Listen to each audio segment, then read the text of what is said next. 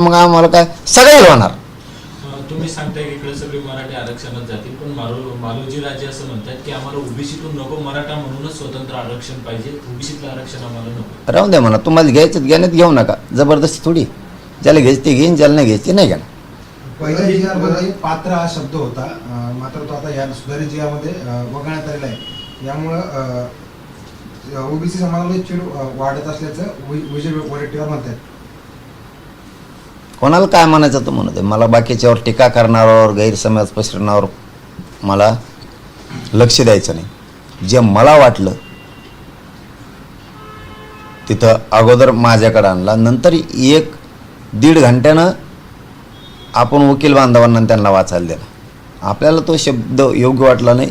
ते 2 शब्द आणि दुसरे होते 4, त्याचा गैरसमज काढला आणि 2 शब्द काढायचे सांगितले.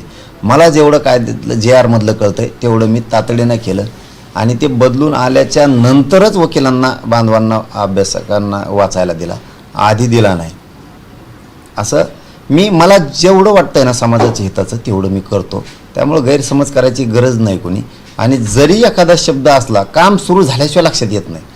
तुम्ही शेतात आऊत हाणायला गेल्याशिवाय लक्षात येत नाही तुमच्या, लय गवत हे, जास्त वसन लागत आहे का कमी लागत आहे, एखादं काही मोडलंय का आवताचं, शिवळ मोडली का रुमणं मोडलं, नंतर कळतं. ते रेकॉर्डला आपण नव्हतं ते आलो. मराठ्यांनी कायदा पारित केला, तरी पण तो JR आपण दुरुस्त करायचा सांगून सुधारित करायचा सांगितला आहे. त्याच्यातून बी पुढं अडचणी येत असतात तर ते आपण दुरुस्ती करूच. वडेट्टीवार म्हणतात की मराठ्यांच्या मागण्यांसाठी काढलेला JR ओबीसीवर घालणार आहे, काँग्रेसचे नेते म्हणतात. आणि मग आम्ही कोणी ओबीसी नाही काय.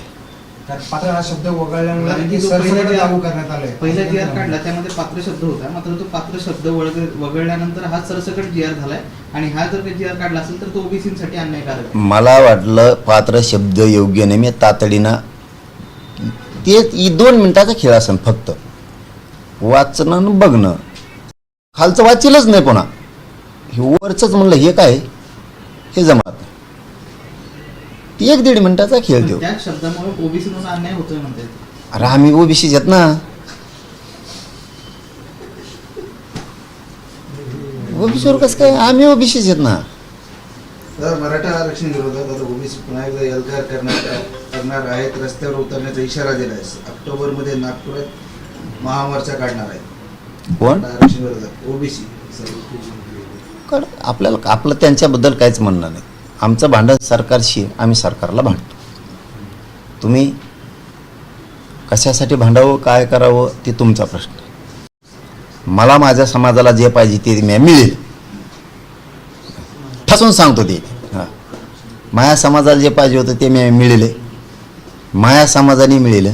आम्ही दोघंही विचारानं राहतो, गरीब मराठांनी. आम्हाला जे पाहिजे होतं ते आम्ही मिळविले. हैदराबादचं गॅजेटियर पाहिजे होतं, घेतच तो कायदा बनेला, त्याचा JR काढला. सातारा संस्थान घेतलं, 2 झाले, 58 लाख नोंदी झाल्या, 3 कोटी ते झाले. मला आणि माझ्या समाजाला जे पाहिजे ते मी केलं. त्याच्यामुळे मला दुसऱ्याच्या मोर्चावर बोलायचं नाही. तो मोर्चा काढा, रास्ता रोको करा, पण एक मात्र माणुसकीच नात्याने सांगू शकतो, याच्या विरोधात, मराठ्याच्या विरोधात असं याच्या त्याच्या काढण्यापेक्षा तुमच्या जातीसाठी लढा, तुमची जात मोठी होईल. तुम्ही म्हणताय त्या ओबीसी मध्ये तुम्ही गेलात, तुम्ही त्यांच्यासाठी लढलं पाहिजे. आणि मी कवा नाही म्हणलो. ते आता आमच्याच विरोधात लढतात, आम्ही कवा नाही म्हणलं त्यांना. म्हणून त्यांना सांगणं आहे आपलं, माणुसकीच आहे ना त्यानं. तुम्ही किती विरोधात लढलात तरी तुम्ही म्हणले होते आम्ही भेटून देणार आहे, आपण भेटीलच. तुम्ही बदला, तुमच्या जातीसाठी लढा, कल्याण होईल तुमच्या जातीचं. मराठा समाज जसं एकत्र आणलंच तुम्ही, मग हे जे विरोध करतायत यांना पण एकत्र आणण्यासाठी पावलं उचलाल का, की चला बाबा एकत्रच लढूयात? कशात लढायची एकत्र? जर विरोध करतायत तर त्यांना त्यांचा आता आरक्षणच मिळालं आमचं ना, आता कुठे एकत्र लढतो? आता लढायला काय राहिले? गॅजेटियर 2 घेतले, हैदराबाद घेतलं, सातारा घेतलं. पश्चिम महाराष्ट्रातले आमचे विदर्भातले भाऊ, खानदेशातले भाऊ पहिलेच आरक्षणात गेले. थोडेफार राहिले तर समिती आहे. हां, राहिला आता कोकण, तर आमच्या कोकणवासियांना विनंती आहे, तुम्ही घ्या नका घेऊ, पण माझी विनंती आहे तुम्ही आरक्षण घ्या. इतकी बेकार परिस्थिती लेकरा बाळावर बेतती ना, तर तुम्हाला हात लावून घ्यावा लागेल. त्यामुळं आरक्षण घ्या. मी तर महाराष्ट्रातल्या कानाकोपऱ्यातला एकही मराठा आरक्षण वाचून ठूत नाही. आता 2 तो विभाग गेले 100% खाली का राहिले.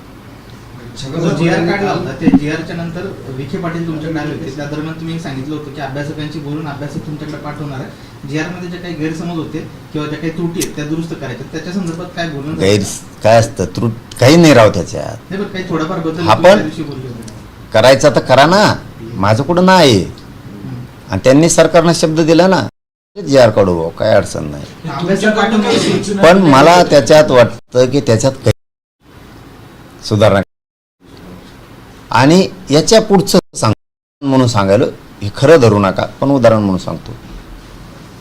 तुम्हाला इथं आल्यावर काय अडचणी येतात. समजा आता तुम्ही हॉस्पिटलला आलात, तुम्ही लिफ्टच्या हिशोबाने आलात, पण इथं आलो लिफ्ट पर्याय काय, तर पायऱ्याने येऊ. तुम्ही कितीही चांगलं करा जी आर, ज्यावेळेस काम प्रत्यक्ष सुरू होतं त्यावेळेस काही ना काहीतरी अडचण येतेच. त्यावेळेस पुन्हा शुद्धीपत्रक किंवा सुधारित जी आर काढावाच लागतो. कारण की पाठीमागच्या काळात चंद्रकांत दादा पाटलांनी 24 पुरावे पहिले लागायचे कुणबीसाठी किंवा व्हॅलिडिटीसाठी, तर नंतर ते 42 केले, कारण ते ॲडजस्ट व्हायना ना.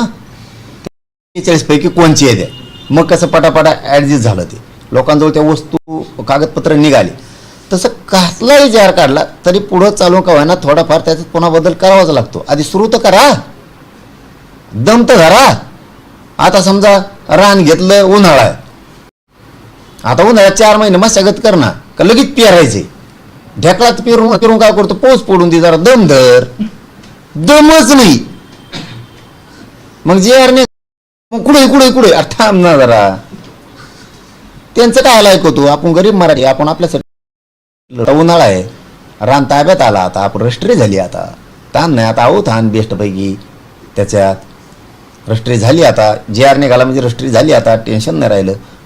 देशात कोणाचा बाप तो वावर आडू शकत नाही. आता रष्ट्री झाली म्हणलं मग झाली ना, मग आता दम्मानी उन्हाळा आहे सध्या, आता बेस्ट आवता हाणावं, ढेकळं जिरून द्यावं सगळे, पाऊस पडर मग पीक लावता येईल का लगेच लावायचं ढेकळा आता उन्हात, मग नाही जळून जायचं सगळं. असं चतुर बुद्धीनं मराठी चला, तुमच्या लेकरा बाळाचं मी कल्याण करतो. छगन भुजबळ यांनी काल बंगायला साकडे घातले की ओबीसी आरक्षणात घुसखोरी करायला संधी देऊ. तेच म्हणणं आहे आमचं. ओबीसी आरक्षणात घुसखोरी करणाऱ्यांना गणेश बाप्पा बाहेर काढा. 16% आरक्षणात गेलेले, 1994ला गेलेले बाहेर काढा.